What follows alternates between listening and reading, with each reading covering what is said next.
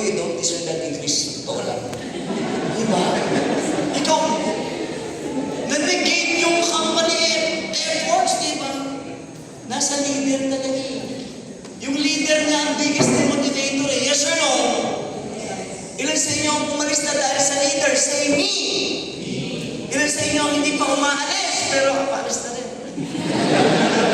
Tabi mo yung boss mo. Tabi mo yung boss mo. Tabi mo, Louie! Pati yung upo ko. Anak mo makasagot. You really want to know and learn about motivation? This is it. We got it all wrong. Di ba?